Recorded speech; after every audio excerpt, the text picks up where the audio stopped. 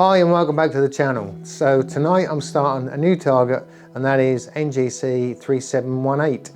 Now you can see in this image here that the shape of the galaxy is sort of slightly warped, and that's most likely caused by this smaller spiral galaxy known as NGC 3729. And also in the frame here in the labyrite there are some very distant galaxies known as the Hickson 56. There's 5 galaxies in that group, and they are 425 million light years away. So if we just think about that for a moment, the light from those galaxies took 425 million years to get here.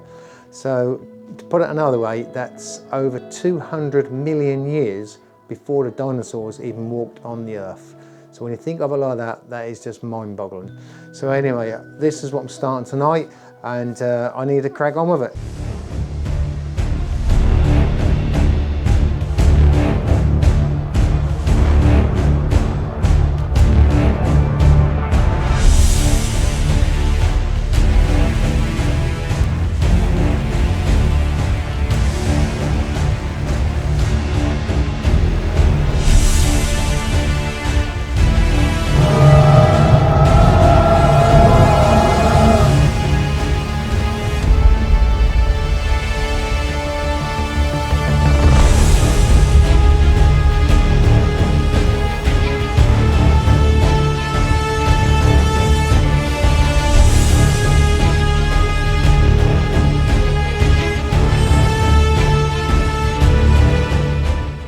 Okay, so after capturing 9 nights on this target, I'm opening up the FITS viewer, and you'll see here there's my 9 files, and let's open up the first one. And I've been doing LRGB. Let's have a quick look through these subs and pick out the really bad ones, and then I shall stack the rest. On the nights of some of these captures, I did have quite a full moon. I think the worst one was about 98%, so some of those subs won't be quite as good as the others, but hopefully we'll have enough to make a decent image out of this. So there you can see the main galaxy NGC 3718, and there's the smaller one on the left there, which is NGC 7329, and you've got the Hickson 56 group down on the bottom right there.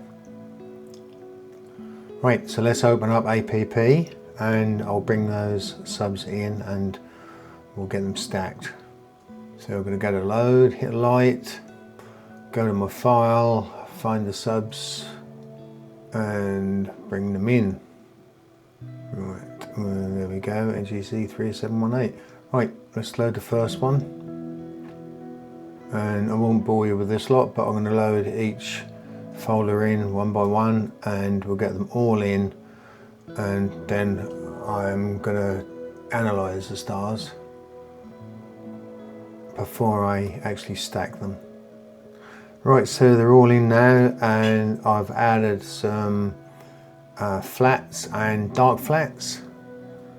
So now I'm going to hit analyze stars and wait for that to complete, and then I'll have a look and see what bad frames that picks out, and I will get rid of those, and then I will integrate the rest. Okay, finally. So as you can see, there are a few dodgy ones which on this graph here, so I'm going to quickly remove those. I'm going to have a quick look at the score as well, and I shall get rid of any low scoring subs and stack only the good ones. Right, so if I go over to this graph here, and you can see all the bad frames, so I shall right click on those and remove them. Right, so I've got rid of all the bad ones, so now if I go into integrate, and I can stack the rest. Okay, so I've opened up Hickson site. Now I'm going to go and load in all my process icons. Load those in. Right, now let's go and get the masters. Right, so that's all the masters. Let's bring those in. I'm going to do a quick screen stretch on them and have a look. Okay, so the one on the right has had the APP light pollution tool used on it. So I'm now going to compare this with the Grexpert tool here in Hickson site, and let's see what the difference is.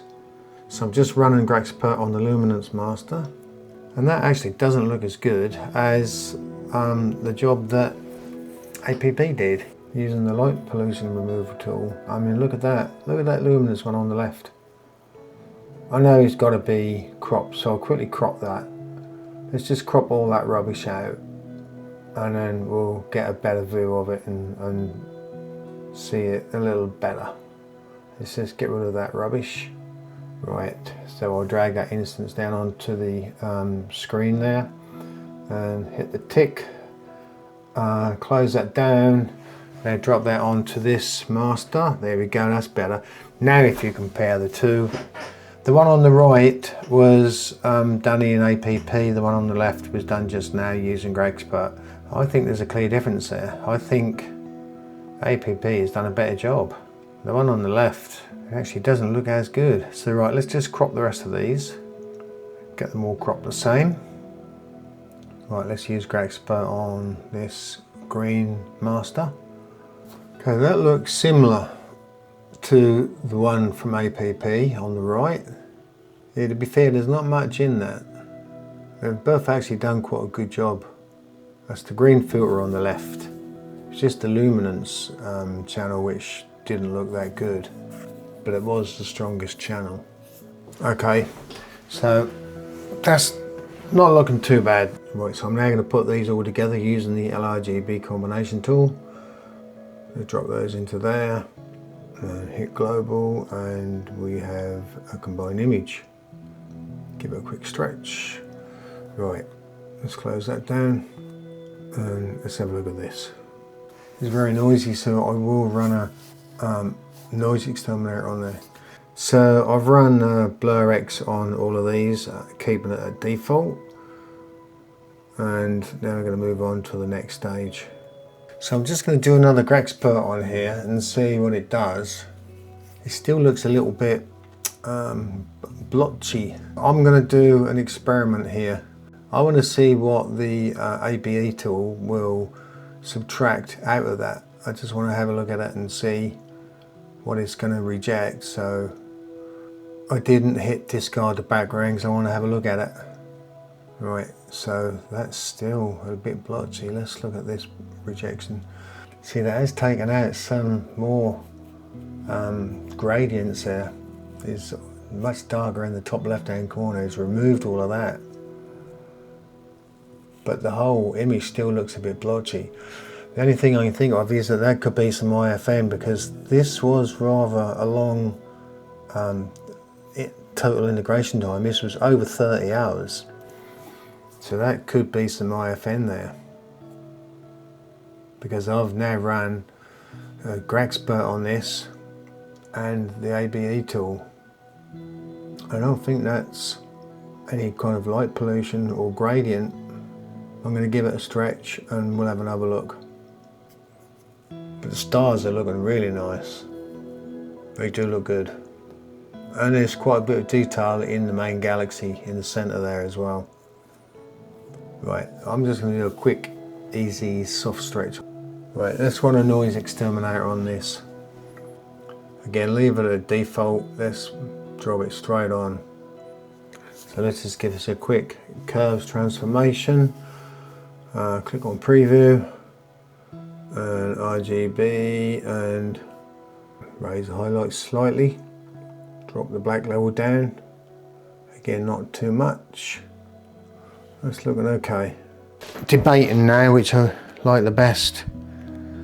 You can see a bit more of the wispy dust on the left image. I think slightly more than you can now on the right hand image.